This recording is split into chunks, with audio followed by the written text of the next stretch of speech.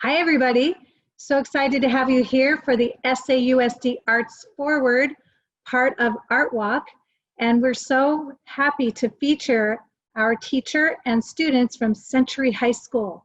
So let's get started. I'm Robin McNair. I'm the coordinator of Visual Performing Arts for Santa Ana Unified School District. And with us tonight, we have Ms. Sabrina Skeels, who is our art specialist for the district. She supports all of us K-12 for the arts. And we have our amazing teacher, Miss Nina Keller. She's an art teacher at Century High School. And we have Miss Griselda Gallardo. She's a 10th grader at Century High School in the art classes. And then we have Joseph Mino. He's an amazing art student also at Century High School. And then there's Emmanuel Hernandez, who is both a musician and a visual artist. So we have quite the talent and lineup for you tonight. So we're going to get rolling. We're going to start with our amazing teacher as artist, Miss Nina Keller. So welcome, Nina. And could you please share with us about your work and your journey and what you're doing that you're setting up for our kids to learn from you? Yes, so I am currently the drawing and painting teacher at Century High School. And I am just so passionate myself about art, and I really hope to share that with my students and just bring that side out of them.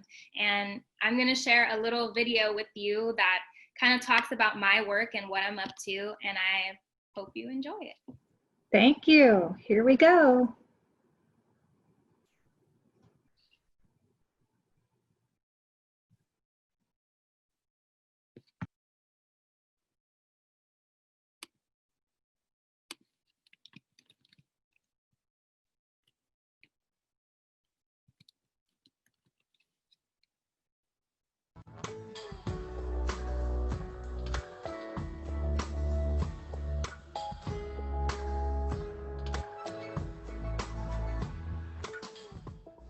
From the very beginning, I considered myself an artist.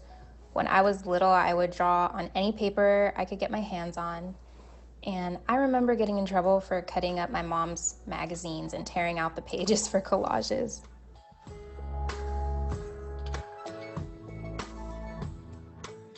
In school, I was involved in theater, the drama club, and I took my drawing and painting classes very seriously. So serious that I decided to major in studio art during my time at UC Riverside. This is really when I developed a deep appreciation for oil painting, and it was all thanks to my professors Asher Hartman and Mara DeLuca.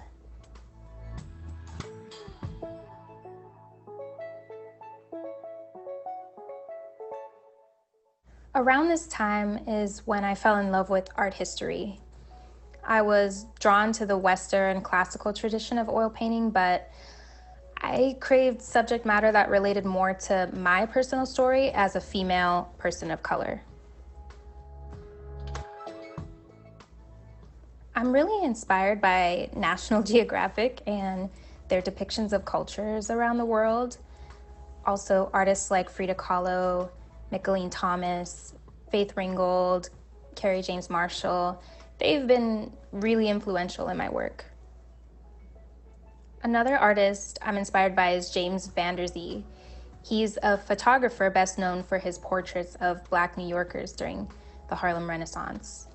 And one of my paintings is based on a black and white photograph that he took of my grandmother and great aunt, who were both African American. He used traditional techniques, posing them theatrically in colonial style outfits, and the irony transcended the photo itself. It was almost as if he was rewriting history to elevate the status of the Black middle class. I love when artists use classical techniques to explore their own personal memories and cultural heritage. Kind of this experimentation that upsets history. And I am interested in capturing that in my own work.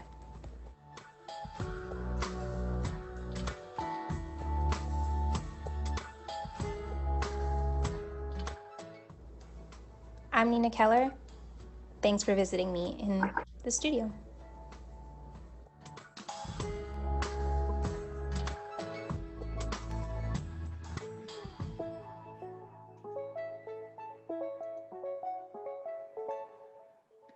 Wow, Nina, that's really, really inspiring. And how lucky and fortunate we are to have you as a teacher influencing our students. And we're so grateful that you were drawn to lend your passion about art and tying that into teaching and bringing that to our students too. And what I noticed about you that's really important, and many artists do this, they're multi-talented, right? We have multidisciplinary things happening.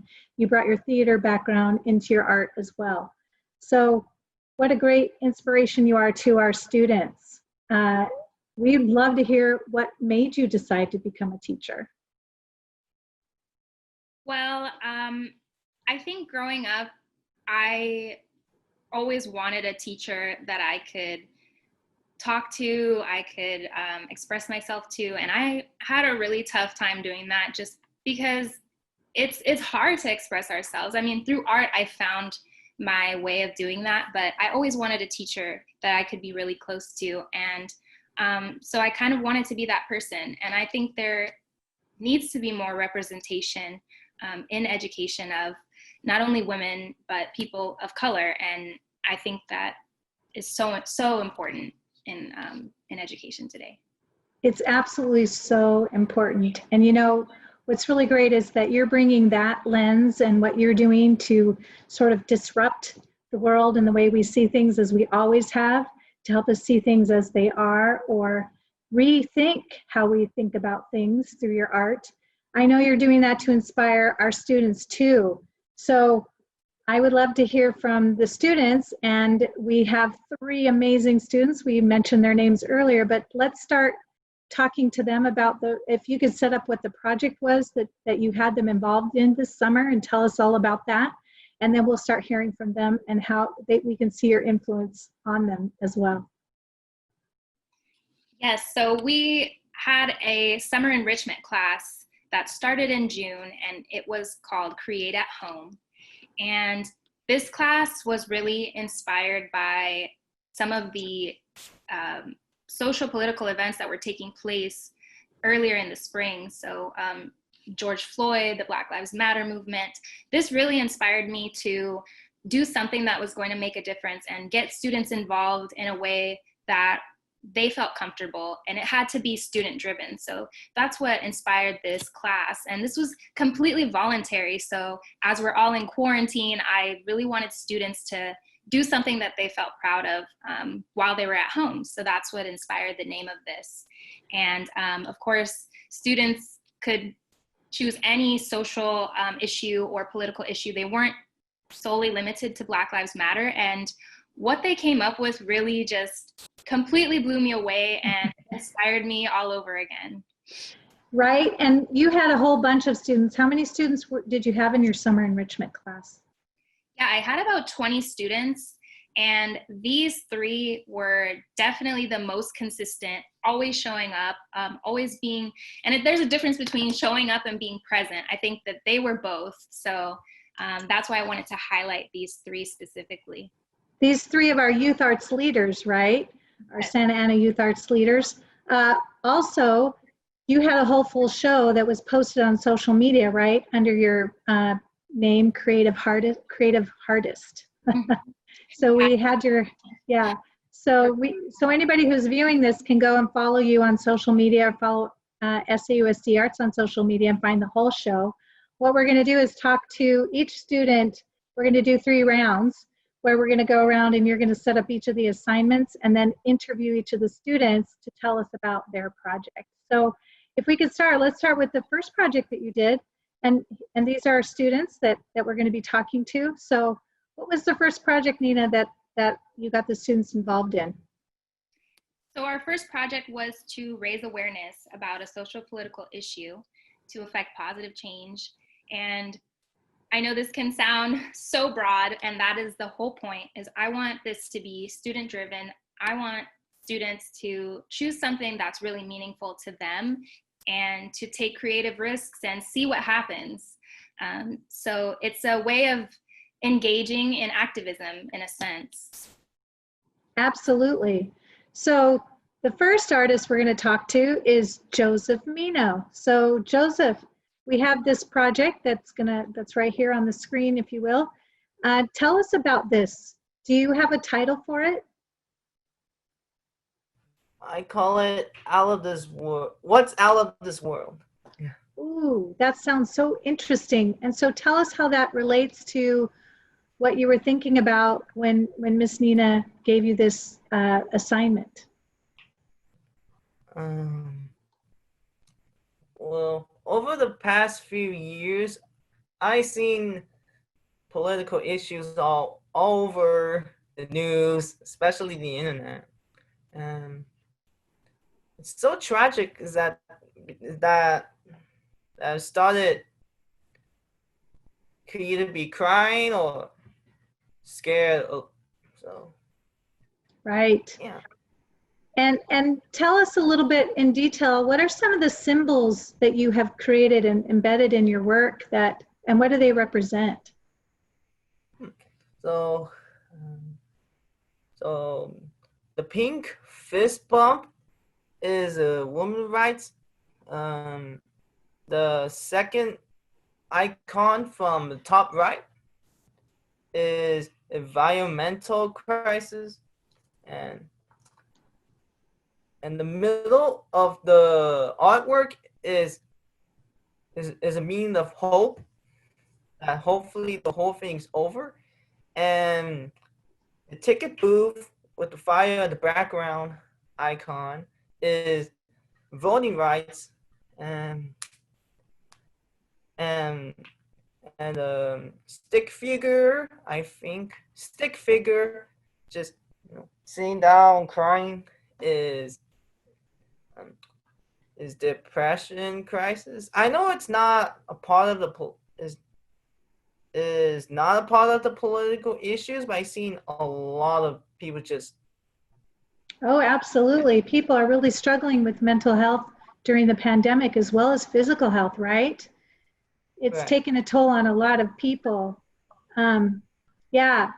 So what a lovely and deeply meaningful piece of work that you have created. And what I love about it is the center of it all and everything spiraling into the sense of hope. And Joseph, we really, really appreciate you because you do bring us hope. Yes, tell us more. Well, I'm not finished yet because. Okay, yes, I'm sorry. It's so,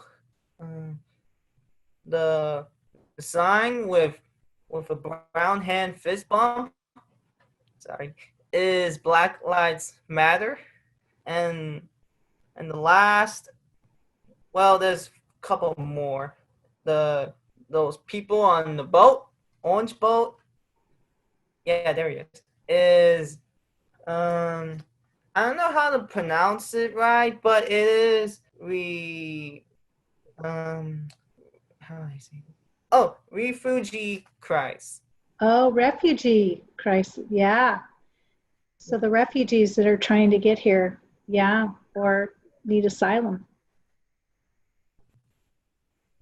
And on top where it has the tool icon and the paintbrush icon is meaning of make art, and the bottom with a no sign and a social tank, I think. Yes, social tank. Those two is meaning of not war. So make art plus not war equals make art not war.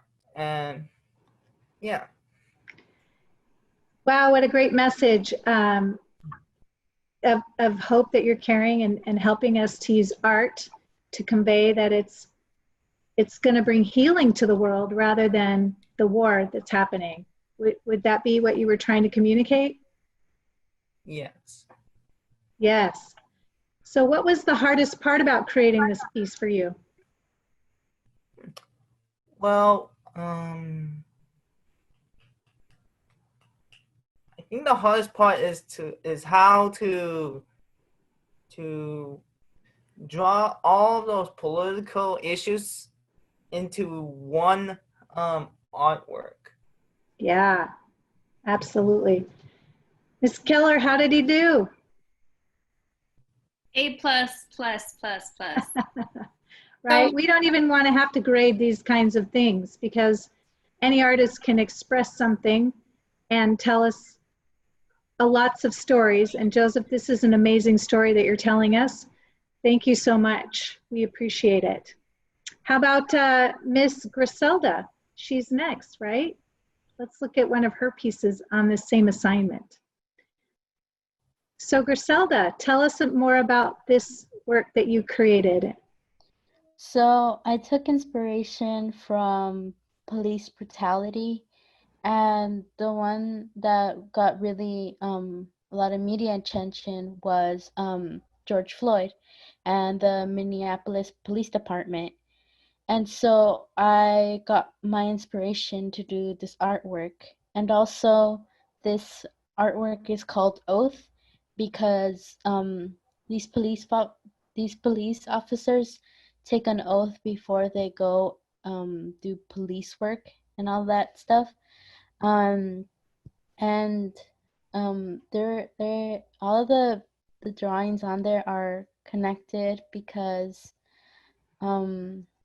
you know, it shows a police officer with blood on his hands, and then you can see how there's signs around the department or the building because this police officer killed someone.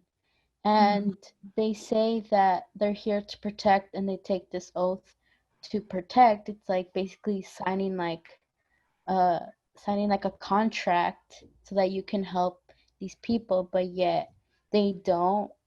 They're like kind of hypocrites because they don't keep their word, and it's like really sad because no one should get killed by the police. They shouldn't.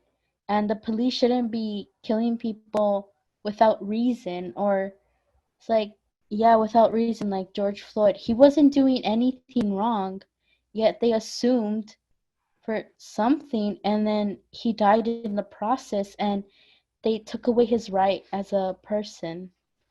And it's just really devastating. So, yeah, that's what I did for this drawing. Wow. So this is a clearly very important topic to you. Yeah. How does this hit home for you personally? It hits home personally to me because I've always been a independent, curious person, and I've always like known about basically like the dirty truth that we here in America have, and I've always been interested in that because I feel that people shouldn't have to be like fearful of the police just for one action. They shouldn't. They should feel safe in their communities, yet that doesn't really happen. That's not the truth. That's not real. It's like all fabricated in a way. And it's really sad. So that's a very interesting and deep subject for you as a 10th grader. You're 15, right? Yeah. That you're grappling with this at 15 years old. That's a heavy weight that you're bearing. And thank you for expressing your thoughts and your feelings about it through your work, because this clearly expresses some emotion about that and how you're feeling about this piece. So very interesting. Thank you very much for sharing this with us. We're going to move now to Mr. Emmanuel and his response to this prompt. Ms. Keller, remind us what the prompt was again. So the students are thinking about a social or political issue and trying to affect positive change. So raising awareness. Yeah, so clearly Griselda did a good job doing transdisciplinary research, trying to figure out information that's informing her work. So are you there, Emmanuel? Yeah. All right, tell us about this piece and how what your thinking was around it. For this piece, I wanted to make an artwork related to the Black Lives Matter movement, and I decided to depict a peaceful protest. Like, that's what all the people in the background are. They're protesters. They're holding up signs saying Black Lives Matter and silence changes nothing. And in the center is George Floyd, because I feel that his death was something that brought a lot of people like to the Black Lives Matter, and it kind of showed them like how police brutality, like it gave them an example of police brutality and how disgusting and bad it was. And yeah. So you too were really impacted by this. Which part of the artwork is most important to you and why? The most important part of this piece, I think to me is the sunset, because at first, like, that space was just empty, like there was nothing there, and I drew the protesters and Black and George Floyd first, and I was kind of trying to figure out how to fill up the blank space. And I thought about the Santa Ana City logo and how it has a sunrise in the back, and I liked that idea. And so I decided to draw that, and then I kind of wanted to, I was curious about what a sunrise means, like what it symbolizes. And I searched it up, and apparently it means that like a new beginning and rebirth. And I thought that fit really nice with the Black Lives Matter movement, because like a sunrise in the back is kind of saying like, this is the Black Lives Matter movement, and this is a new beginning, new opportunities for Black lives. New opportunities. I love the positive spin on a very challenging topic.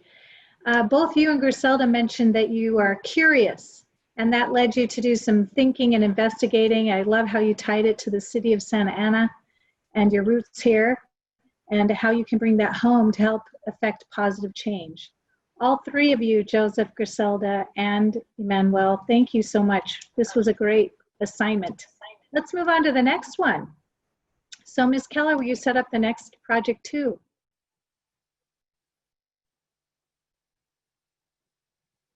Whoops, you're on mute.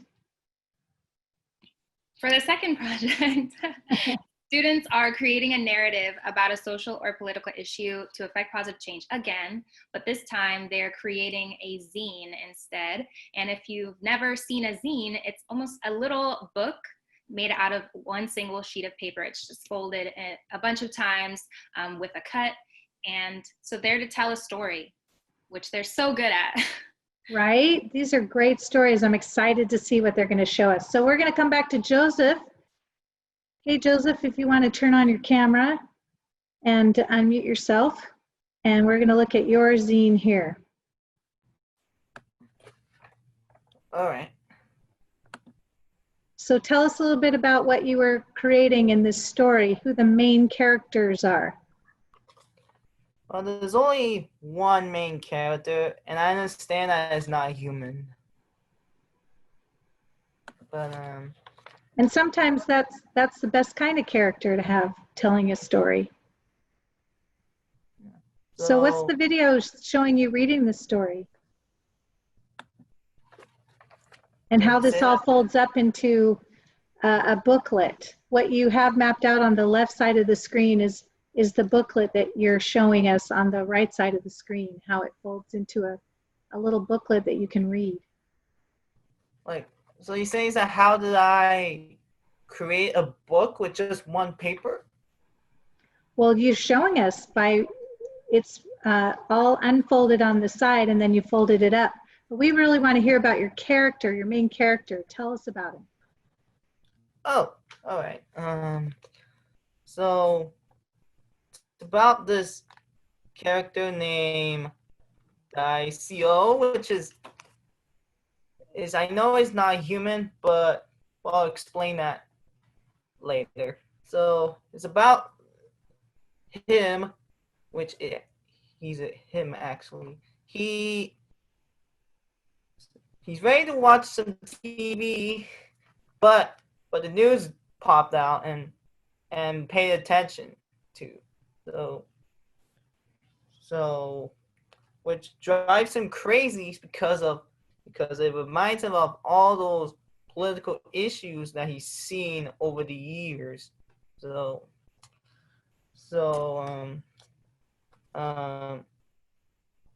he's not a human, yes, but he wants to help people to solve all those problems, to become not just a nice person or character, but the most thoughtful character, which is important because, being a citizenship is good, but you also have to help people who are in trouble. Absolutely. So that's an act of go ahead, Ms. Keller, sorry. Sorry.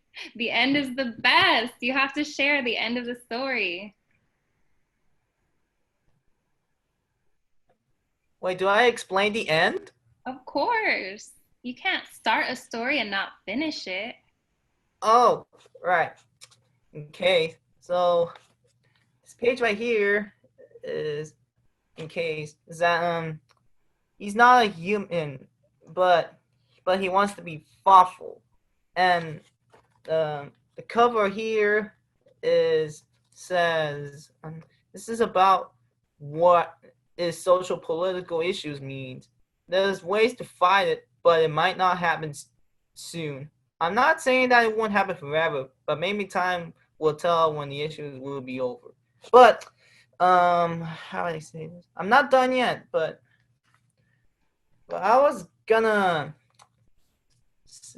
change that and put this is about what is the meaning of social political issues.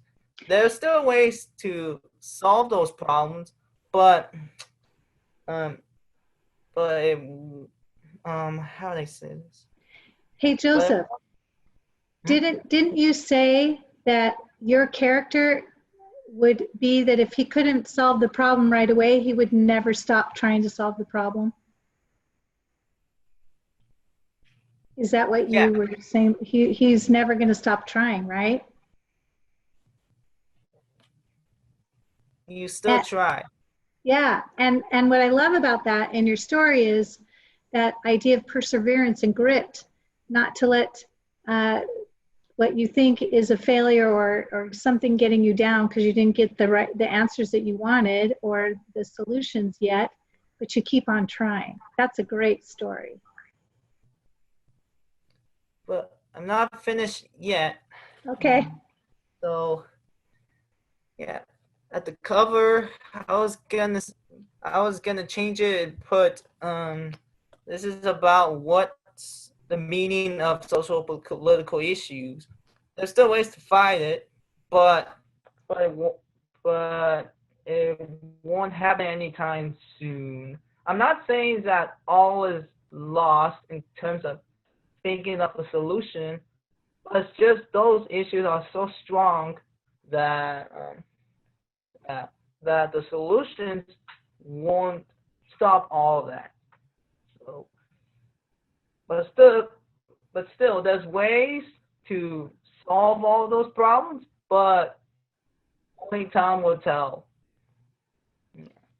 Yeah, so this seems to be another message of hope, like your first piece in the first project, where even though it doesn't seem like it right away, there is hope that there will be some solutions.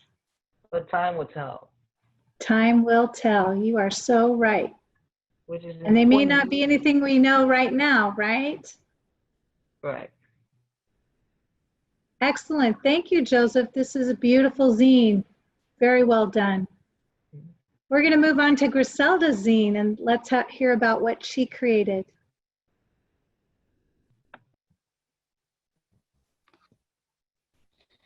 So, as the title of this zine slash mini book is called Ruin.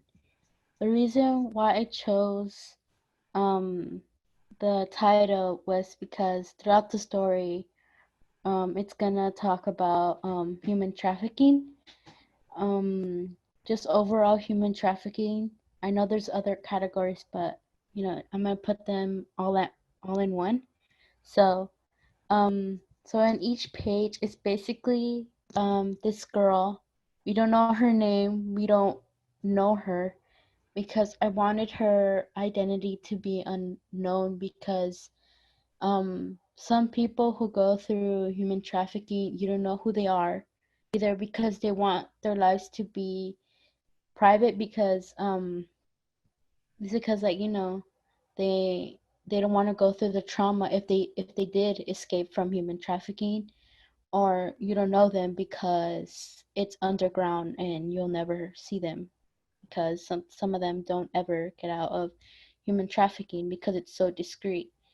um so yeah, and so it's basically that's what this zine is about. And my inspiration for this zine was that I've also like did some of my own research because not because I wanted to expose another social topic, and the one that I was really drawn to was human trafficking because I just think it's like the most disgusting thing because there's no point in doing that. There's no point, really. There's no point. And the people who are supporting it are disgusting and sick. It shouldn't even be happening, but it still does because our world isn't perfect and we can change. But yeah. And the inspiration that I took on is because I was watching a podcast that I've been watching for 2 years now, and they talk about social issues too, but they also go into other topics too. And also I've also been inspired by this artist, this musical artist called Melanie Martinez, and she had this unreleased song called A Million Men, and that's, I'm guessing, about human trafficking, but specifically it is sex trafficking that majority of women get trafficked in, and it's really sad. And that's where I got the inspiration from for this project. And yeah, and then in the very end, like in the third to last page, um, it's the 3 years later one. And that one I put 3 years later because some of these people, they don't. It takes a long time for them to get out of human trafficking because it is underground and it's like very secretive, and it takes like a long time, and it may even take more than 3 years. It will take probably more than 3 years to find them, but I decided to stick with 3 years. And in the second to last page, it talked about hope because in the end, they need to get hope because they've been like ruined. Their identities get lost because some of those people who take them, they mentally and physically abuse you to the point where you don't even know why you're here, or like making them lose their purpose in a way. And then the last page is basically two of the phone numbers are if to report, and also to like get help if you are someone who was formerly trafficked. I think they help you there too, but you can report it too because, yeah, just to let them know. Wow, that is such a heavy topic, and it seems like you spent a lot of time really digging into the core of what the issues are and the challenges and finding ways to help people. I can see you being a champion, an advocate for people, and being a real help to others. Thank you so much for your thoughtfulness about this amazing project. Let's talk about Emmanuel's zine. Moving on to the next amazing project.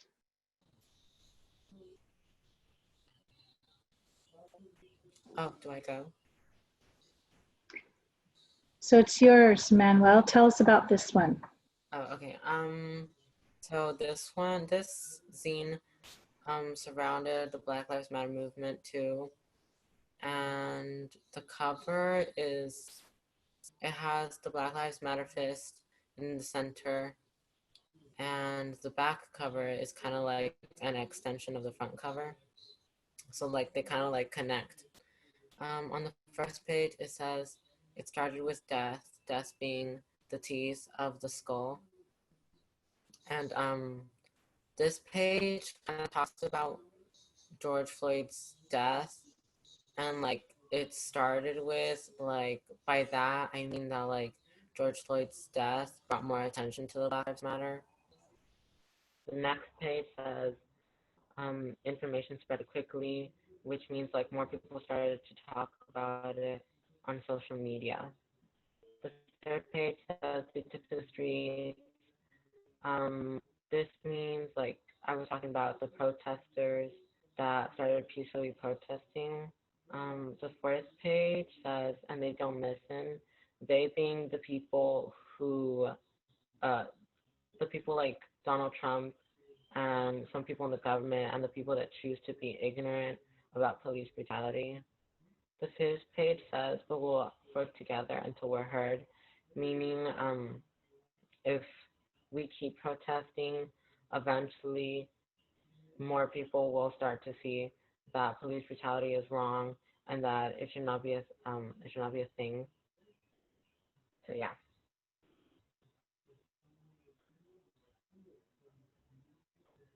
You're muted. Sorry about that. I just want to clarify, Manuel, these are your own personal political views that you developed yourself, right? This isn't anything that you're learning in school, and there's no political persuasion. This is something that you've done research on about yourself and formed your own opinions about? Yes. Yeah. And clearly you have strong opinions about them. I love what Ms. Keller was saying about not everybody has to go and be at a physical protest. Can you elaborate on that, Ms. Keller? Yeah, I think that for some of our students or just anyone in general, there's this misconception that, I'm not doing my part if I'm not out there protesting. And I think that there are so many ways to be a part of this movement, this historical movement. And physically, some of us are compromised, our health, and we can't be there. So what else can we do? And these students are using their voice to make art, and they're very loud about it. And as much as I would have loved to have one class on Black Lives Matter art making, this was completely like their own ideas and their own views. And it's, how relevant is this? I mean, just 4 days ago, James Blake was shot 7 times in the back by a police officer. And before that, George Floyd and Breonna Taylor and Philando Castillo. There's so many names. So this is really relevant and so powerful.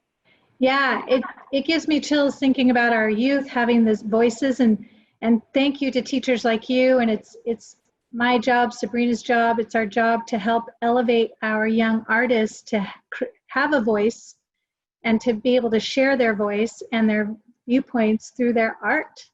So we are really proud of you, Emmanuel, and Griselda and Joseph for the work that you're doing. And we actually have more. We have one more project we want to share with everybody. So what's project 3? Will you set that up for us, Ms. Keller?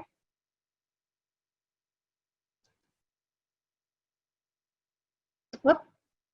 Again, oh man. This is the thing, the meme. You're on mute. You better all unmute. Okay, so this project is really special to my heart because I had students watch a virtual talk given by Angie Thomas, and she is the author of The Hate You Give, which was our summer reading at Century last year. And it's an amazing book about a Black Lives Matter story. And so students watched a live virtual talk of hers talking about her writing, art as a form of activism. So I had them watch that and think about what stood out to them and how can you create art from this? What do you relate to the most? And what kind of story will you carry forward? And the most important thing about this third drawing is I encourage them not to use words in the drawing to communicate the message. So it gives us stronger visual literacy, right? We have to rely on our ability to decode the visual images we see. So let's pull up Joseph's. Joseph, will you put your camera back on? And here we go. Unmute yourself. So let's take a minute to have our viewers, before you talk about it, Joseph, just to take a minute to look at this piece and see what give them a sense of time to make sense of this, make meaning of it. Wait, so you tell me, is that what's the meaning of this?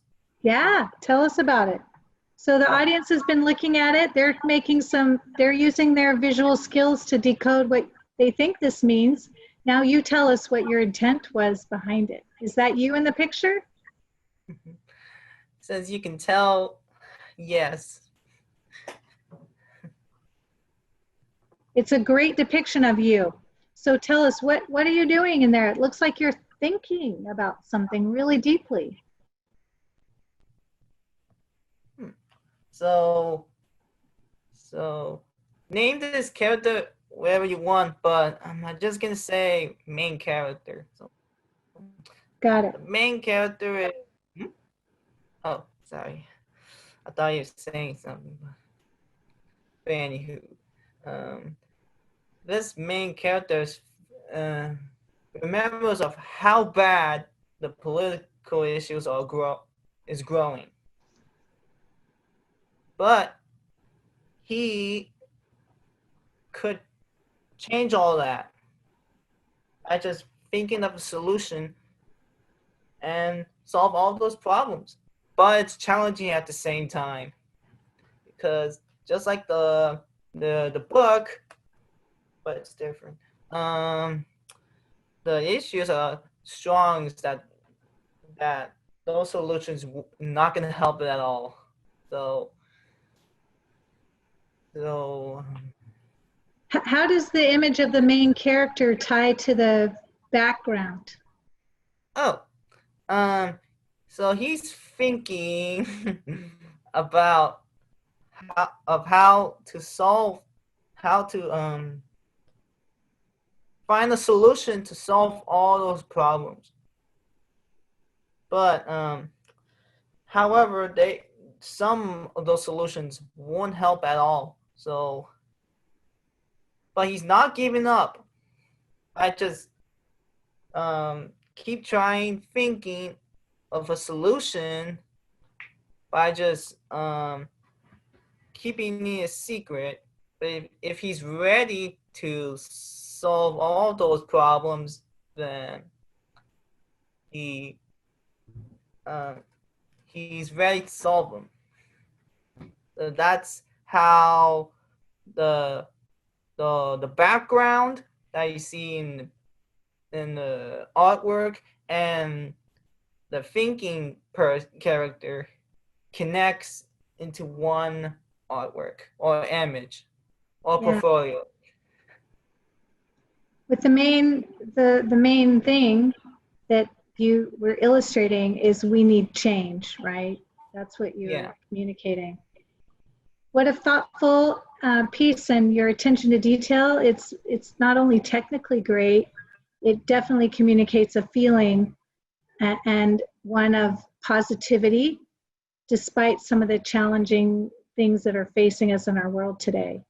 So thank you, Joseph. You are a great social artist, shining a light on many of the issues that are happening in our community and across the globe. We appreciate your work and all that you're doing. So keep it up. Let's move on now to Griselda's final piece in this series.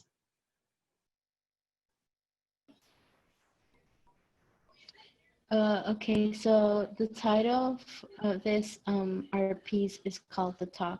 And the reason why the title is The Talk was because in Angie Thomas's a book, The Hate You Give, in one of those scenes, one of those parts, Star, the main character, had her parents talk to her about um, police brutality and how this world is not always like fair to Black people specifically, and how they may get called racial slurs like for no reason, you know. And it's basically that's what this drawing is going to be about.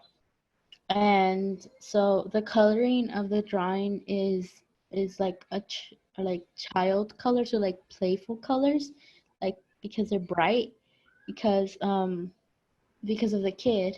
So but that color might turn more brown later on because of the dark topics that are getting um that are being talked. And and it was really difficult for me to um make a drawing that didn't use any words, because I like expressing my feelings through talking and through also to typing and like writing, because I feel like I don't know, I just feel like that's more better for me. And those pictures, the little bubble, the little bubbles, you know, where they're talking, um it's just basically how this black guy gets shot because of police brutality. And also the little picture where the little kind of funeral is basically this unknown person, because sometimes police brutality gets unnoticed, and now it's getting recorded, you know, and it's getting all of this media coverage, and we need that because the truth needs to come out sooner and later. So so it's like very cool that it's coming out, because everyone needs to know and everyone needs to stop living in their bubbles that everything is perfect, because it's truly not. It's not perfect. Here in America, we have our own flaws too. We're not perfect. We may seem like the heroes in history, but we're in reality, we might not. We're not. So what a very smart approach to put a juxtaposition of something youthful and childlike in the setting, and then the heavy, heavy topics that kids have to address. And you can see the gravity in the situation as the parent is talking to the child in this. Would you say you were successful at communicating, though, through no words?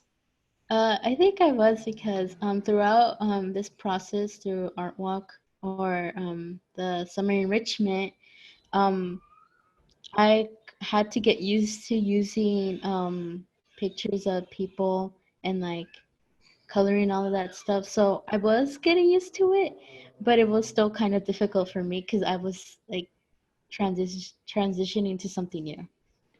Well, here's the beautiful thing. You get to continue in your art studies for the rest of your life. You can just continue to refine and work on it, and maybe you'll continue to add words and maybe you won't. So that's the beauty of, you never know. You might have, if in fact, what's going to be your next piece? It might be something more about child labor, and because okay, so Look at your teacher. She's like Maybe. that girl. Yeah. Is there anything she can't talk about? She's so brilliant. Yeah. I got this idea from yesterday because at night I was actually watching this documentary about how there's like this specific type of mineral called mica, and they use it in makeup, and they use it in like technology too, I'm guessing. And but the dark truth is that children have to go in the mines to go and collect it, because some of the mines are really small and adults can go into it. But it was sad because these kids had like the lady asked them a question like, what would you be doing if you didn't have to work in the mines? And the little girl said like going hungry, because it's their way of like, you know, supporting the family in a way. And it's like Yeah. really sad. So yeah, I would want to do something like that. So yeah. Well, Griselda, I'm gonna follow you as a social artist too. What are you doing that's shining the light on these really incredible issues that are so heartbreaking? And thank you for all that you're doing to help us understand it better and to see it from your perspective. I look forward to the things that you're going to do to affect good change in this world through your art and beyond. So thank you for sharing. Let's move on to Emmanuel's final piece in this today. Tell us about this.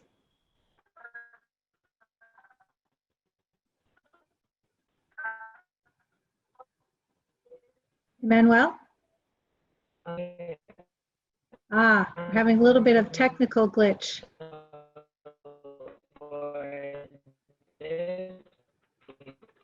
Hold on.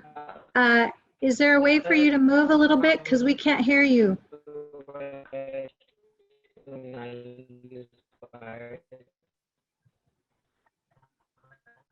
Yeah. So maybe Miss Keller, you might have to help Emmanuel out. Oh. Okay, yeah, there you go. Keep talking. Okay. Yeah, we can hear you. For the last piece, we were encouraged. Okay. We were encouraged to use words, and I was kind of thinking about what message I want to send without using words. And then I was kind of inspired by the phrase "no justice, no peace," which kind of means like if we don't have justice for all the people who were killed by police and police brutality, then we riot and all this other stuff. So that's what I kind of went with, like the phrase, and then the no justice. I thought it would just put like symbols of a courtroom. So like there's the scales of justice and the gavel that the judge uses with an X over it to kind of represent like, or kind of say like, there's no justice. And then the equal sign is in between them saying we have no justice, so we have no peace. Fantastic. You clearly have a strong voice in your work too. You have definitely developed a style that is representative of you. As you continue to create, I bet I could follow your work and recognize who you are. So what direction do you want to go in next in your journey, Emmanuel? I think I want to go into animation to kind of make like these types of artwork, but moving. Moving. That would kind of, yeah, that would kind of help it like tell, it would kind of help tell the story better. Yeah, that's another dimension, right? You're going to use your visual art and you can create animated pictures using your drawing skills as well. Most good animators have that background, right? So fantastic work. Well, thank you, everybody. Ms. Keller, thank you to you and for what you're doing and the influence that you have on our students, and to each one of you. You can all come back on so we could see you for to say goodbye to everybody before we say goodbye. Ms. Keller, would you like to wrap us up with a few words?